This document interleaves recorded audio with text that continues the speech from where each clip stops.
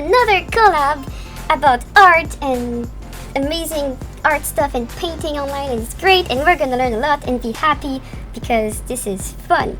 And today we are talking about BG painting. And as of you might know from following my channel for a bit, I am not a background artist, I am not a painter, and I am especially not a background painter. So today I will not be providing the knowledge. Instead, I found an amazing artist. I will let her introduce herself and talk to us about her lovely backgrounds.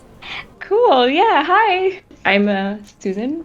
I'm a background painter. I have been for a while now, I don't know, like 3 years, and I've worked on glitch techs. So like you just said, you also worked on glitch tech, and I also worked on glitch tech. And the weird thing is that glitch tech was my last production, but I think it was actually your first production, right? Yeah, working on glitch techs was definitely my first production, and it was interesting because I knew nothing about it, but they kind of took a chance on me and was like, "Here, come try work on here," and yeah, it was great. I think what drew me to it was just definitely the video game aspect of it.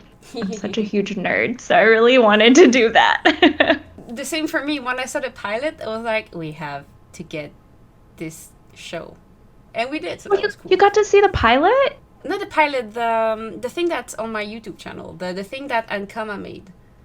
Oh! It's not a pilot, cool. It's like a animation test or something. Like we like got a to see it, reel? I was like, we need to get that show. What? I didn't know that. Yeah, I just like did the test.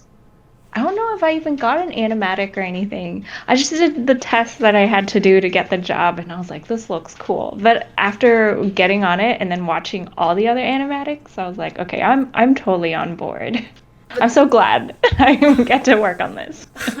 So today you sent me a bunch of lovely backgrounds, which were kind of your favorites, or the one that you really wanted to talk about, because sometimes it's not our favorite, but it's the one with the most substance that we can discuss.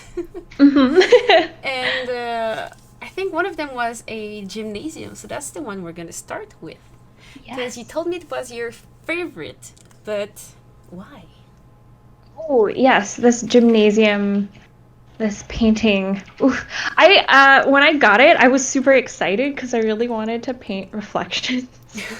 I think it was the floor of the gym that always reminded me how clean it always was, or how reflective it was.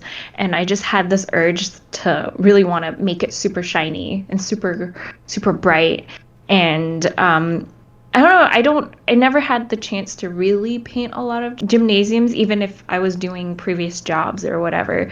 It was just a thing that was very rare to come by, so I really wanted to just make this look as good as possible. Also, it's like gyms are kind of boring most of the time, but if you can find the right colors to mix and match and make it look spectacular, it's a really fun painting to do. But mostly I just wanted to paint reflections. Yeah, this one looks big. Like it feels grand. Like it feels like you hear the little shoe noises on the floor when you look at it for some reasons.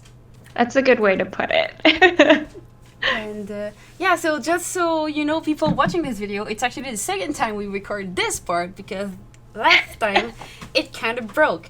So maybe we said something that's going to be repeated later in the video, but that's life. So you're going to maybe hear some things twice, but it's okay. So I'm glad I get the chance to re-record this.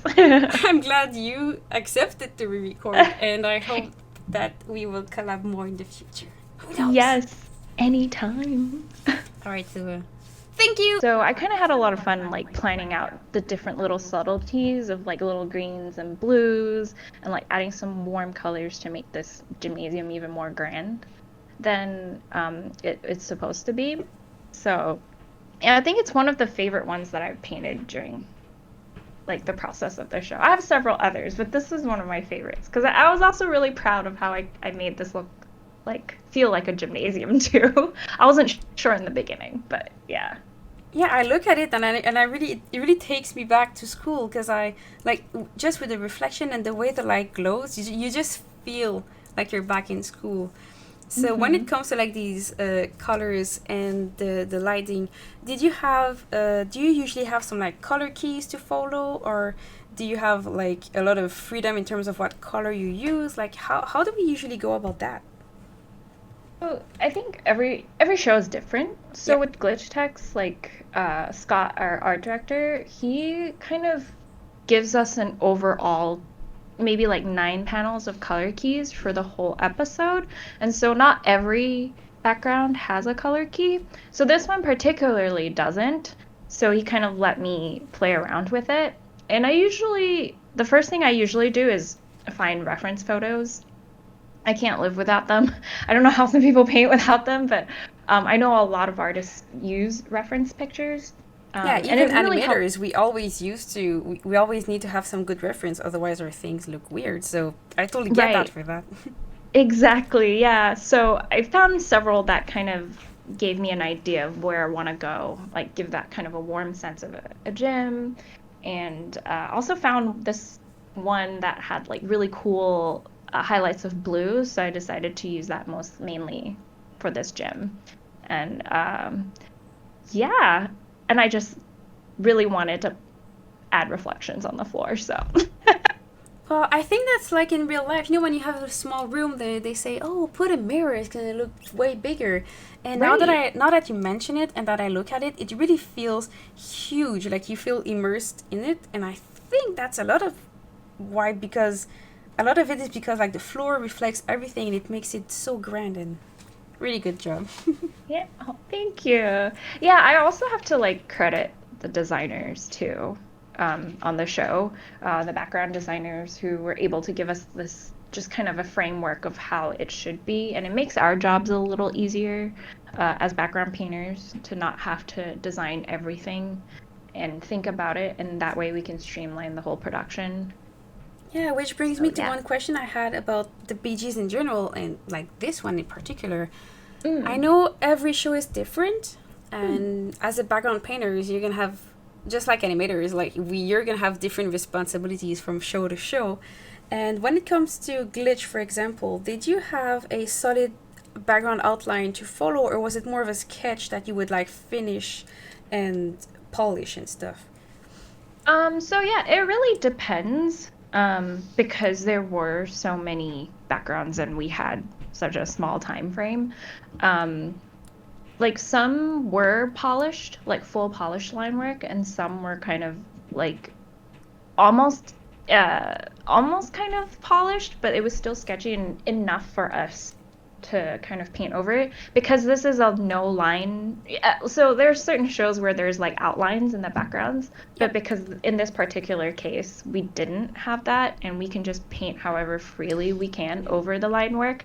A lot of the designs didn't have to be full on polished, but we were actually quite thankful for the designers to be able to give us full finished designs. They kind of were pretty helpful in terms of like what kind of perspective and what things they wanted to highlight in that particular episode. So, yeah. Which brings me to one other question. Yes. What do you prefer most to paint on? Is it lineless artwork, or like do you prefer to paint lineless background or to paint within the lines of an existing background? So after working several shows that Mm-hmm. required me to stay in the lines, I'm like, oh no, I really want to go back to a lineless show. But I know for a fact, while I was on a lineless show, I was like, I wish there was something easier for me instead of like lassoing everything. I could just magic wand tool all the lines and just have me fill everything. I regret deeply for saying that. So you do prefer lassoing and having lineless art? For now, it might change in a few months Of because I'm course. just gonna say I'm gonna regret this and then be like, I want to go back to a lined show. I enjoy both thoroughly. I don't have a preference, and it was interesting working on a lineless show just because of how much more freer you can be. But yeah, being on a line show, you really have to take the lines in consideration, and also because sometimes design-wise the lines can be very linear. Even the atmosphere, background, mountains will have a line, so you have to kind of figure out how to push those back too. So you have to end up coloring some of the lines too. With line arted background, sometimes in shows, do you end up having to fix also the line art while you do the painting? Thankfully, I haven't had to. A lot of the designers I've worked with, they have been so talented, and I can definitely easily tell what's what, and they've been amazing. Like, I've met some really great background designers, and they've made my life so easy, and I have to thank them for it too. So yeah, I that's rarely great. have to. Yeah.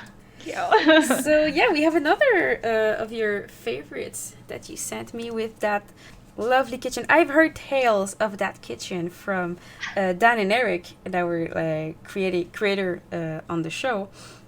They told me, yeah, we had this very cool kitchen area that we designed. It looked nice, but you know, we only used it for one episode. I And then they're like, yeah, we should have planned another episode. So maybe they're gonna revisit it in future episodes. Who knows? But yeah, so let's give the credits due to that lovely kitchen today as a payback. Yeah, I actually, yeah, this was actually one of the first backgrounds I painted when I started on the crew. Scott just gave it to me. He's like, here you go, have fun. And I absolutely had a ton of fun doing this. I've never had to paint stainless steel, and I've never in my life have I said it was fun painting stainless steel appliances. And a lot of it too, I had to thank, like, again, our art director, Scott, who kind of was able to give me a quick color key of what he wanted for this, since this was like a very big background. And then I just added all the little color variations and the details and everything else that wasn't in the key. And yeah, it's the reflections that became one of my favorites again. And being able to play with the color subtleties, like Scott gave a lot of us, especially the background painters, a lot of freedom. So being able to pick out certain colors that I think worked very well with this scene was kind of nice, actually. And I know we hate to talk about that kind of stuff, but what is roughly like the time frame you had per background? Like, was it more you have like a day to do this one, or was it like you have a couple of backgrounds to do in a week and you kind of organize your week across these backgrounds?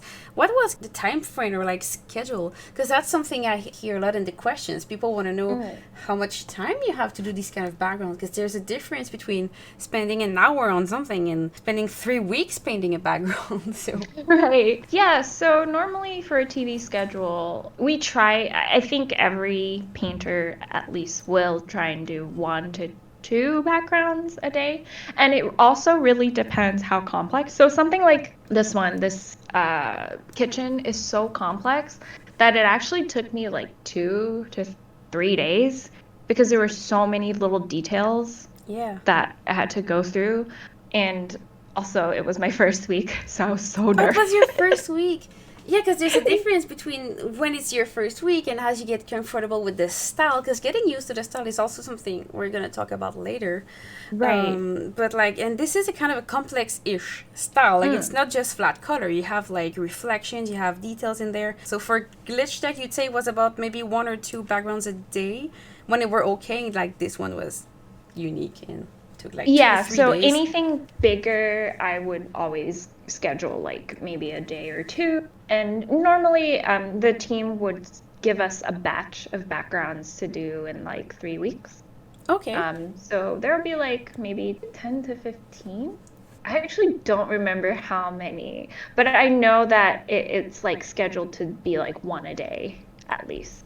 That is so quick. Like I'm not a painter. Like I paint in my free time sometimes, because sometimes I want to do other things than animate and rig, and like painting takes me so long. So like seeing this being painted like 2 to 3 days, personally, I'm impressed. But that's just me. Thank you.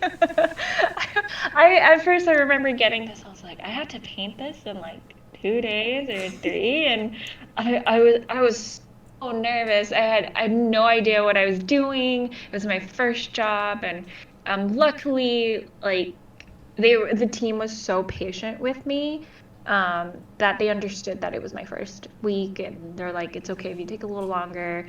And I think part of the job as being like a painter on the team as well is that being honest with how long it'll take you, because like a lot of the times they'll just leave us kind of to do our own thing.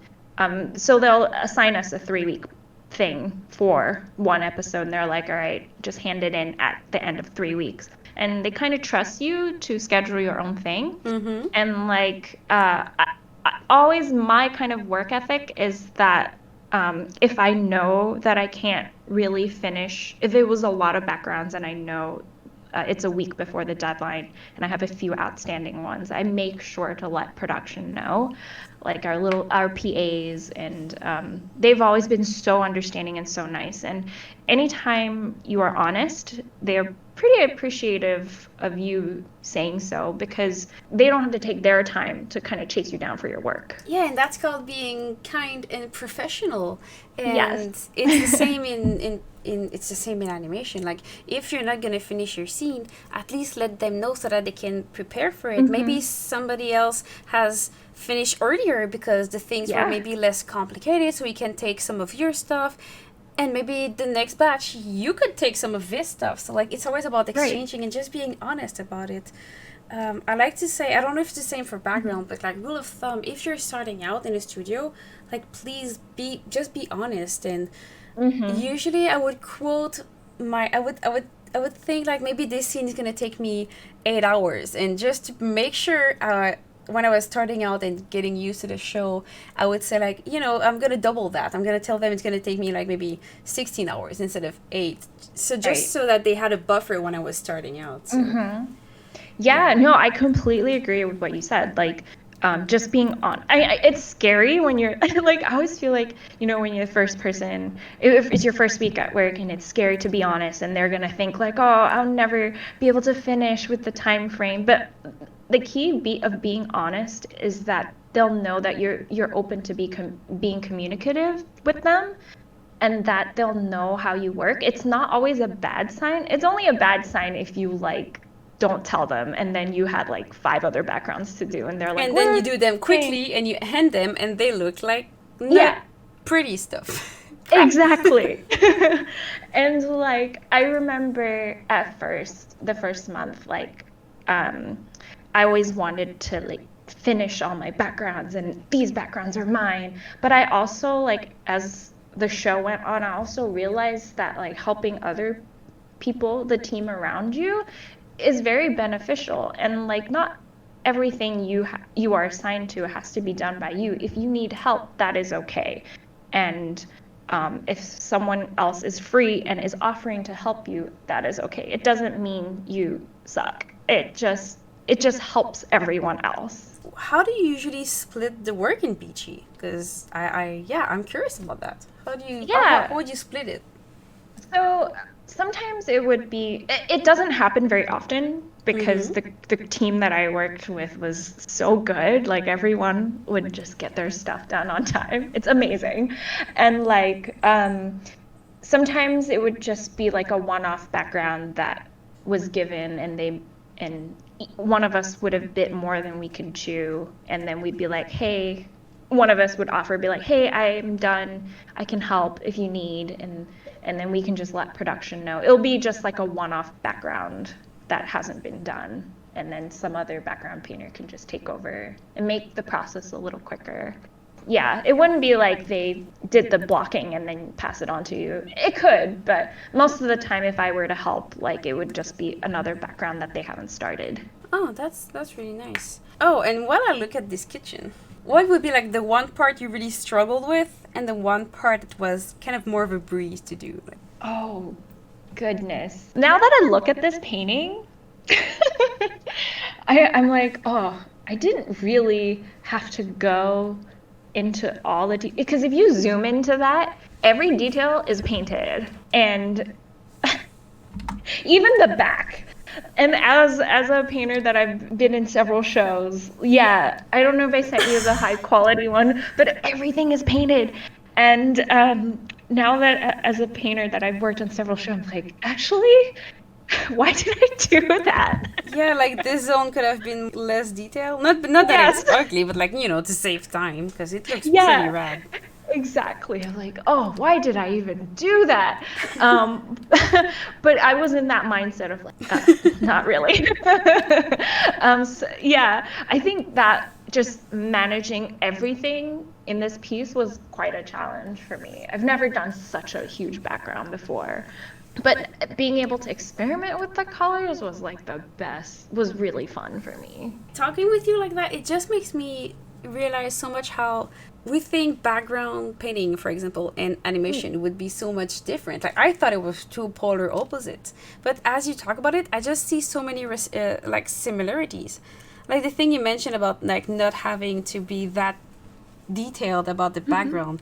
Sometimes when we animate, we put so much time on little things that are not as as crucial in animation, especially in our first week. We just try to make everything perfect, and then we spend so much time animating these little bits of clothing and hair that for a show like the kids, they're not gonna notice that, and most people will not notice it. And like as you go, you just learn to do like the essential.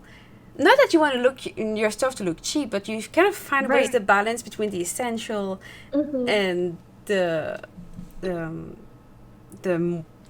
unnecessary flourishings and stuff that you could put there. Yeah, you make such a good point because like I was gonna ask, like, have you ever animated something that was like off in the background, but then you put so much work into it? I did. I was working on Big Hero 6, the series. Oh, And the funny thing is that a lot of the people I know from Glitch Tech also worked on Big Hero 6. So it's just weird. Like there's a lot of crossover within these big productions. It's a small world. Like, yeah, I bet you might know somebody that worked on that show. Yeah, actually one of our prop designers for Glitch Techs was on the Big Hero 6 show. Was it Tara? It was Mark. I don't know Mark. Huh. Yeah. Okay. Oh, that guy is a beast. He's so good at his props.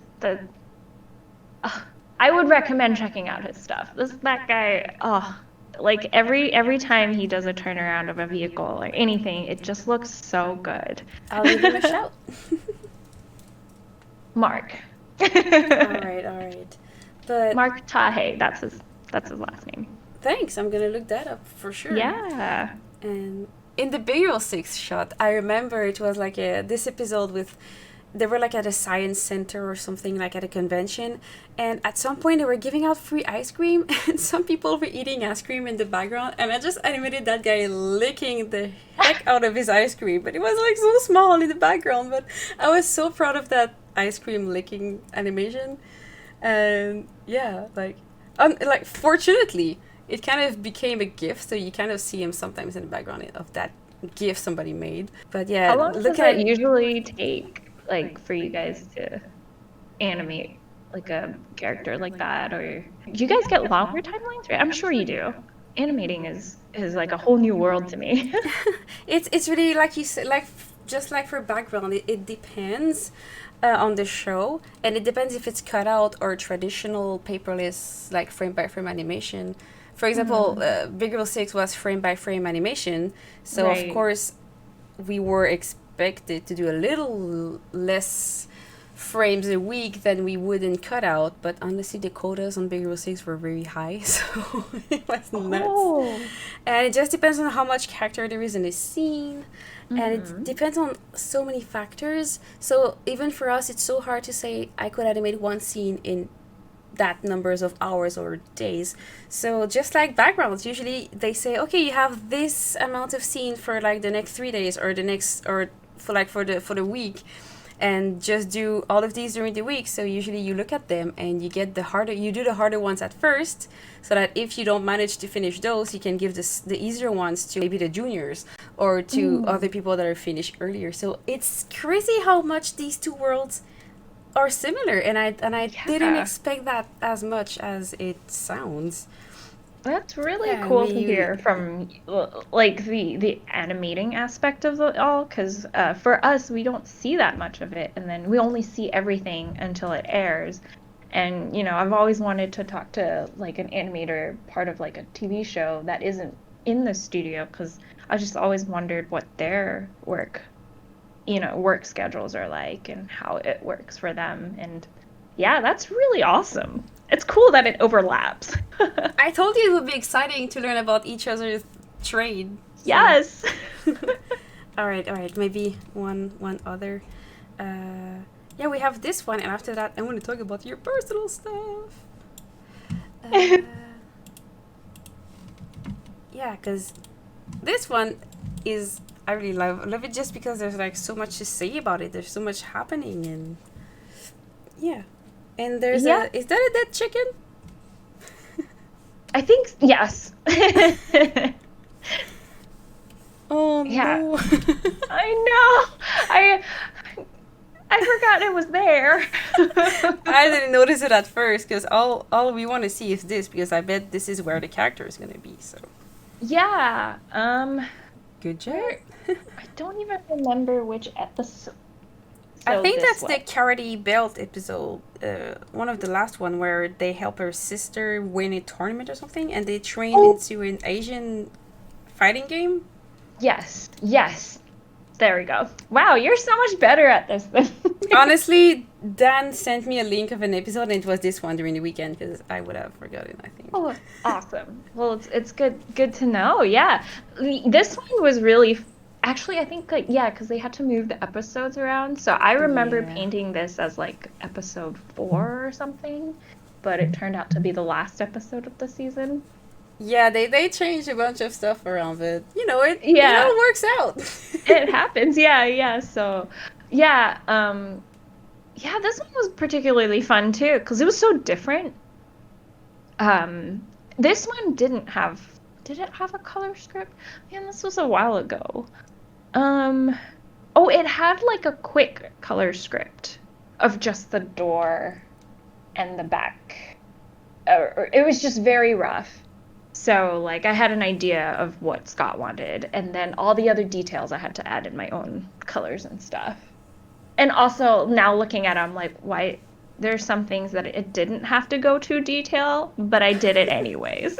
Well, honestly, it's gorgeous, and I love the little patterns that you guys use on the show. Just saying, because I keep seeing them when I was watching the show. I'm like, wow, it's like comic book, but not quite. So it's yeah. Some of the stuff that was designed, like some of the backgrounds with kind of like a graphic design on it I think some of it was done by Scott or Mark, if I'm not wrong. And then they would just put it into the backgrounds, and I'm always surprised with what they come up with, and it's always really cute and on point with the show. So, yeah. That's cool. Maybe like one other question about how it was on Glitch, for example, and if it's different on other shows, just let me know, like in general, how it goes. Because my only experience with background painting was when I was on Big Hero 6, because we were all in the same studio, like backgrounds and animation were done at the same time, which I don't always recommend, because when animation catches up to background people, they have to produce these backgrounds so quick, because we're waiting for our backgrounds, like we're animating on top of nothing, so we just hope it's going to match your background that you're going to deliver some days. Right. And so what they would do sometimes is have one big main background, and sometimes just use that background and like zoom in and then redraw it in like higher resolution. So do you sometimes do that for like close-ups or new frame exploration or something? Yeah, so sometimes I think, we all try to have to work efficiently, and so sometimes some of these backgrounds are actually gigantic. They're like at least 300 DPI, pretty easy for you to kind of zoom in, and everything still is really good quality. So yeah, sometimes we'll just do everything in one, and then if it need be to be zoomed in a shot at the animatic, we'll just reuse that same background, and then I think have the studio, who's ever in charge of the comping and animation, will like zoom into it. I'm not particularly 100% sure how that process afterwards works, but I know sometimes we are required to paint something super high res just so they can zoom in Yeah, me neither, because I was also just in the pre-production stage of the show. Like, I've never seen what they did for comp and, like, final output, so who knows? Yes. We need to find a comper Yeah. out there.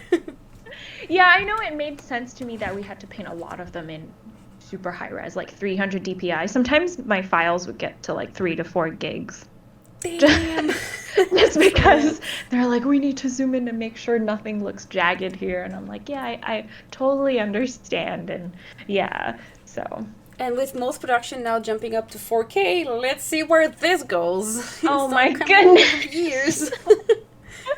I mean, animation is usually vector based, especially for a show. So, like, we don't care if it's 4K or like 10,000 Ks, but like for background, oh my god. Yes.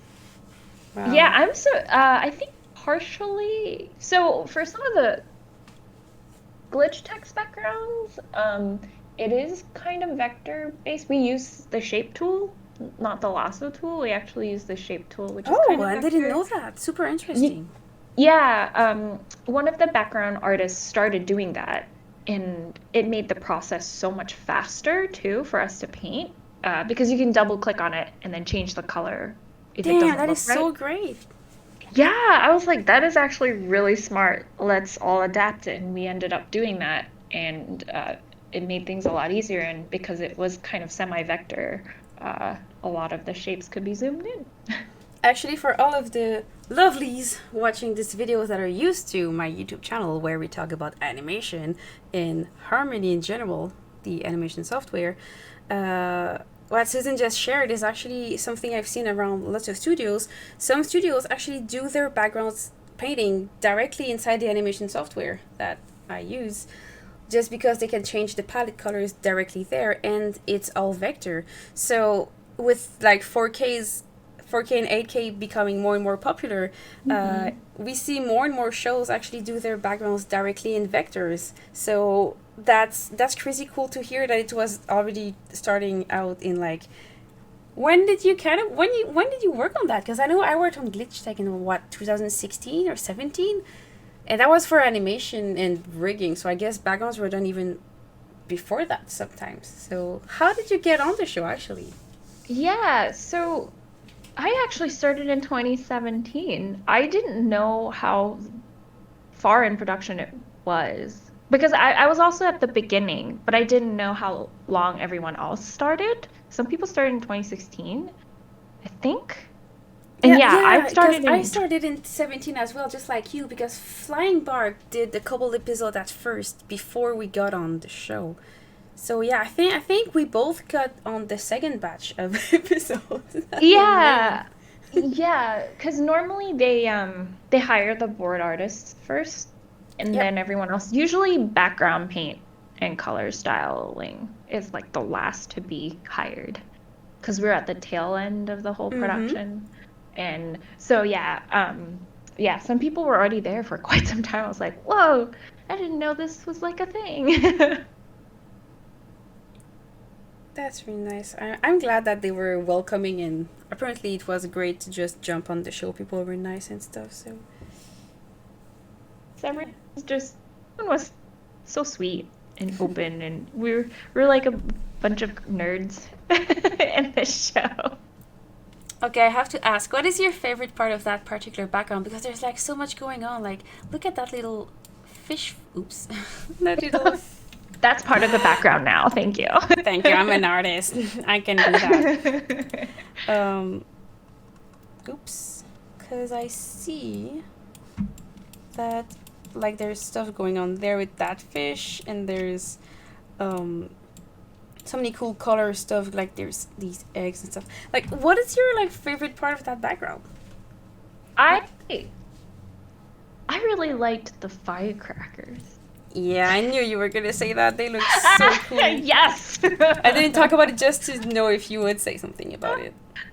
The firecrackers were super fun, because I think the design didn't have much on it, so I had to kind of design it myself.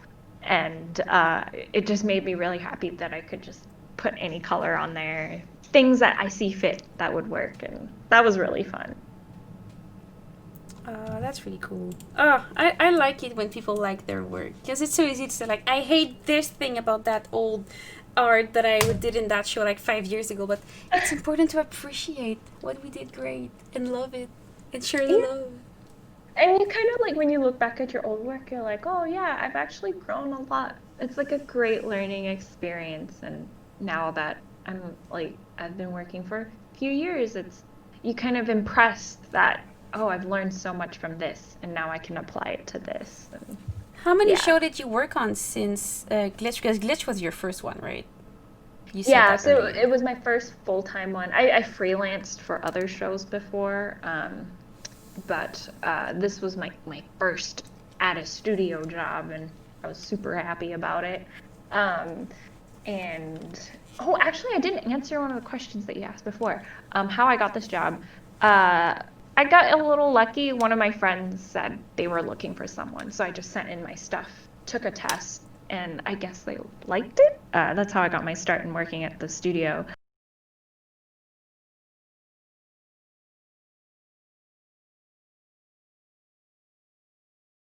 Yes, that's personal work, yeah. Is it something you did like for fun? Was it for an exposition? Was sometimes it's challenges we give ourselves with our friends and stuff like what? Why did you do that? Oh yeah, so besides like working at at a studio on computer, I wanted to take a break after working. So I would actually start painting with gouache out of the blue, and I started really, really enjoying it. And every time I saw something fun that I wanted to paint around Los Angeles, either I would stay and paint for a bit and then take a photo and then finish it at home, or like I joined this group called Weekend Warriors, and we would go painting together on weekends.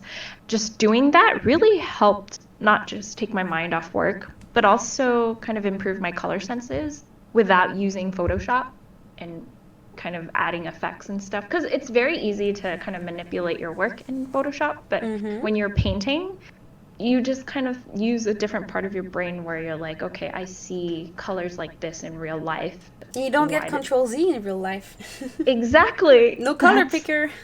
Exactly. That's exactly what it is. Yeah. You got it right. Yeah.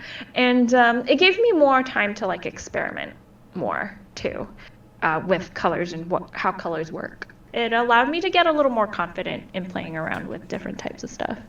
Man, I've been to LA a couple of times, like for CTN and events like that, and like these two paintings really feel LA-ish to me. Good. It's crazy, like the mountains, and in the second one, like the Hollywood Melrose with just the colors. I don't know. It just feels hot but dry at the same time. It just feels nice, and it feels like when I was there. So it's so great.